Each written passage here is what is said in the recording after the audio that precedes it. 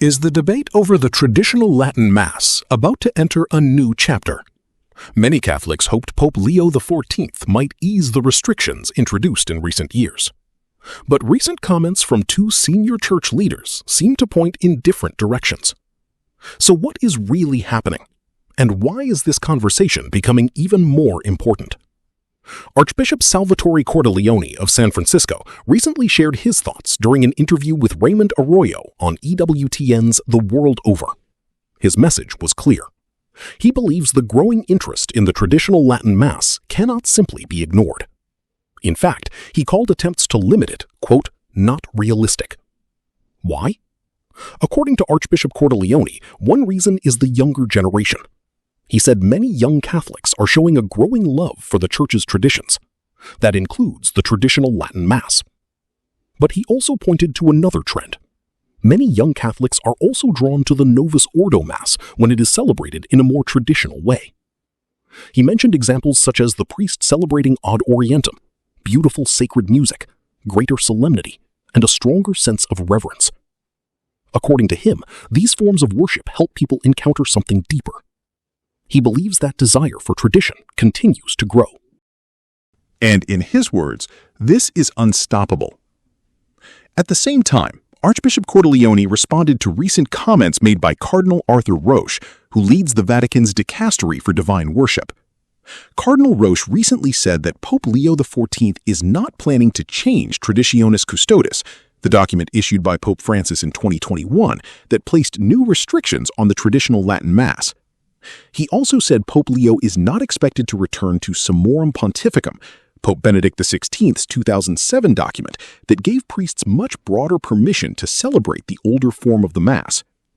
When asked about those comments, Archbishop Cordileone offered a careful response. He said he was not sure how closely Cardinal Roche knows the Holy Father's thinking. Instead, he pointed to something he believes is already clear. According to Archbishop Cordileone, Pope Leo has consistently shown a desire to promote unity within the Church. He also expressed concern about what could happen if current restrictions remain unchanged. According to him, Catholics who find deep spiritual nourishment in the traditional form of worship may eventually feel they have no option but to look outside officially approved communities. He believes many would make that choice if they no longer found what they were seeking within their local parishes. This conversation comes as interest in traditional liturgical practices continues to grow.